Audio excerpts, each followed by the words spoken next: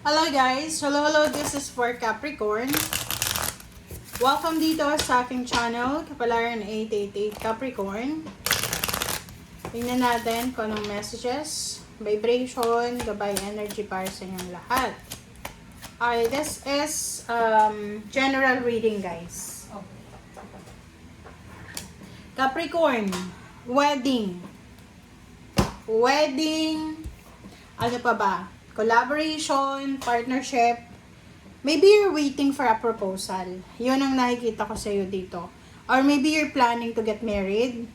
Or you're planning to build like foundation with someone else. Stability. So, please comment down below if you're resonated dyan. Or, nakikita ko sa iyo dito na posibleng nakafocus ka sa stability.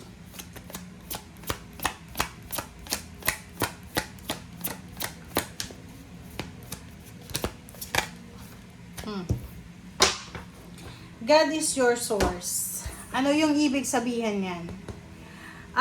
Sinasabi ng bara sa iyo dyan, Capricorn, na lahat ng mga pangangailangan natin, walang sino man na makakapagbigay niyan kundi ang Panginoon. 'Di ba? Lahat daw ng mga kailangan mo ay maibibigay yan ng Panginoon. So, kailangan mong dumirekta sa Kanya. Okay? Dito sinasabi ng barahan na if you are, okay, kung ikaw ay isa sa mga Capricorn na halimbawa yung kaklase mo, nagkaroon kayo ng reunion. Yung kaklase mo sobrang successful na, married, may mga kids, may mga investment, makapag-travel na around the world or whatever man. Meron kang nararamdaman na parang inggit. Meron kang nararamdaman. Parang kini-question mo yung Panginoon or kini-question mo yung blessing niya sa blessing mo. Yung parang sinasabi mo, bakit pareho naman kami Bakit siya blessed, bakit ako hindi? Sa barahan mong yan, sinasabi ng barahan na you need to have faith and you need to have a clean, pure intention. Okay? Yun yung hindi naiintindihan ng iba Diba? Like, halimbawa tayo, normal, bilang isang tao, na we are comparing ourselves sa ibang tao, lalo sa kapatid, sa cousins, sa kapitbahay, lalo sa kababata, classmates. Hindi natin alam na kanya-kanya tayo ng laman ng puso. Yung Panginoon, okay, yung Panginoon, tumitingin siya sa laman ng puso ng tao. Kung mayroon kayong nakikita na masamang tao pero sobrang blessed, hindi ibig sabihin noon ay masamang tao siya sa paningin mo. Pero sa paningin ng Panginoon, mabuti siyang tao. Parang ganon. So, yung blessings na hinahangad natin, hindi yan darating kung alam ng Panginoon na yung puso natin ay maitim. Lalo na sa mga balak natin. Like, I know someone na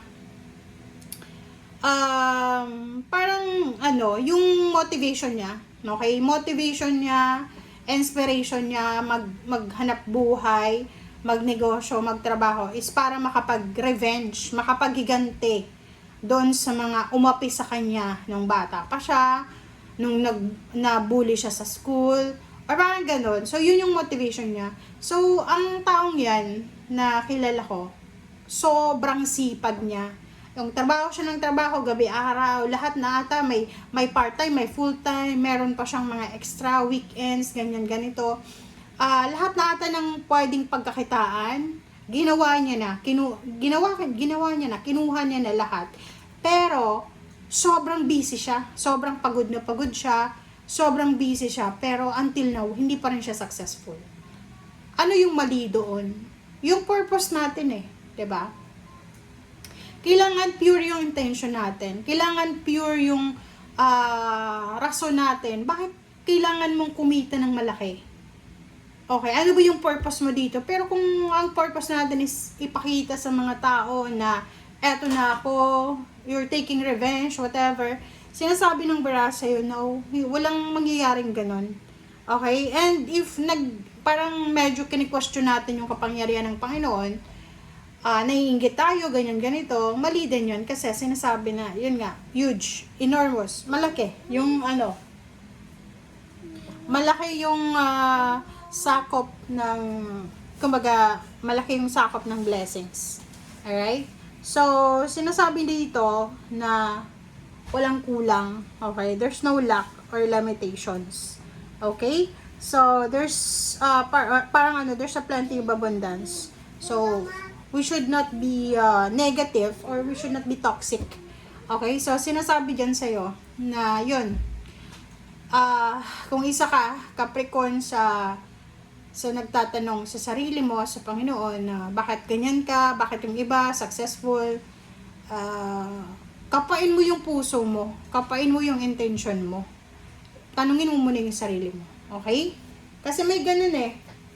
Alright? So, yung iba naman parang iko-contradict itong message na to, na sasabihin, bakit may kilala ako, mabuting tao, pero hirap na hirap siya sa buhay. Okay, pwedeng hirap na hirap siya sa buhay, tamad naman siya. Mabuti siyang tao, pero tamad siya. Parang ganon. So, ganon. Yan nga sabi, nasa Diyos ang awa, nasa tao ang gawa. And pag pure ang intention mo, pag mabuti talaga yung puso mo, kahit dumaan ka man sa paghihirap, parang may way out palagi. May binibigay ang Panginoon na tao para makatulong. Pero yung mga masasamang tao talaga, walang connection yun eh. Kasi lahat kaaway niya. Parang ganun. Alright, so the lovers, relationship. So nakikita ko sa'yo dito na there's a karma coming para sa'yo. So you need to prepare yourself. Okay? Nakikita ko sa'yo dito, are you a Capricorn, married, in a relationship, may boyfriend, girlfriend, may ka-live-in, and you're having an issue with your relationship. Hinahanapan mo ba ng mali yung karelasyon mo? Nai-love ka ba sa iba? So, wala kang ibang may pupush na kasalanan ng person mo is yung parang ganun, diba? Pag there's some relationships na pag hindi nagwo-work, like halimbawa, babae ka na Capricorn, tapos yung karelasyon mo tamad or walang trabaho, tapos nagkagusto ka sa isang tao na may trabaho, mayaman, so wala kang maipipintas kundi yung pera lang, kakulangan sa current na relationship mo. Okay? So yun, nalito ako dito sa iyo just as karma, sinasabi ng bara sa'yo na huwag tayong gagawa ng kasamaan, huwag tayong magplano ng masama, kasi there's a karma waiting, and the 7 of swords dito sinasabi, huwag tayong mag-isip ng paghihiganti. Kasi, yun nga, we have choices na maging mabuting tao or maging masama. But, the karma is here, nasa gitna siya guys tingnan nyo. Okay? Love life man yan, kung plano mong makipaghiwalay, kasi may third party ka na, makipaghiwalay ka na lang. Kung ikaw naman ay nagpaplano pa lang na makipag-relationship while you're in a relationship na, mag-iingat ka. Kasi there's a karma coming yan para sa'yo.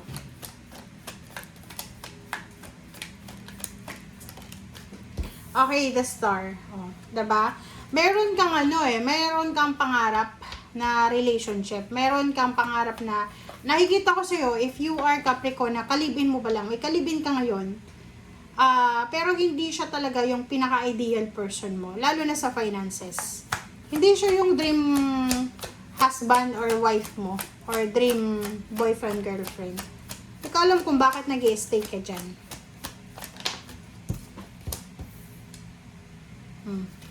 Nakikita ko sa'yo dito na, sorry pero medyo materialistic ka. Which is considered normal yun kasi nasa earth signs ka. But nakikita ko sa'yo dito, masyadong ang taas ng pangarap mo eh. 'Di ba?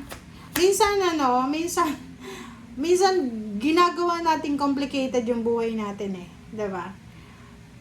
Kung bababaan lang natin yung expectations natin, kung bababaan lang natin yung pangarap natin, mas mag-i-enjoy tayo. Kasi, halimbawa, na mababa lang yung pangarap, hindi sa sobrang baba na hindi ka na mag-enjoy or maging successful. Sinasabi ng barahan na to na if halimbawa lang na hindi masyadong mataas yung pangarap mo, hindi ka stress, hindi ka may stress kasi na-enjoy mo yung everyday life mo, na-enjoy mo yung journey mo. Pero ang taas ang pangarap mo, hindi ka na makakapag-enjoy niyan kasi nakafocus ka sa resulta. Hindi mo nakikita kung ano yung pinagdadaanan mo, parang ganon. Okay, Justice and Ten of Cups, 'di ba? Nakikita ko dito, you're planning to get married ba or makipaghiwalay, makipag-separate, makipag-divorce, or whatever. Sinasabi ng bara sa'yo na yung happiness, guys, nasa atin yan. Hindi yan trabaho ng ibang tao. Like sa couple, diba, mag-asawa. Parang sasabihin natin, hindi ako masaya kasi yung asawa ko, ganito, siya yung nagbibigay ng lungkot sa akin. Mali yun. Kasi kahit yung asawa mo, boyfriend, girlfriend, masamang tao yan, ikaw pa rin ang responsable sa emotion mo. Okay? 7 of Cups. Sabi ng bara sa'yo dito, para hindi ka daw magsisi sa huli, para hindi ka magkasala, kailangan mong pag-isipang mabuti kung ano yung mga desisyon mo. Diba? Sabi ng baraha dito, umiwas tayo na gumawa ng masama laban sa kapwa, magplano ng masama laban sa kapwa. Kasi may nakatingin sa'yo dito there's a karma. Parang sinasabi ng barahan na may Panginoon na nasa taas na nagmamasid sa atin. Okay? Thank you guys. Bye!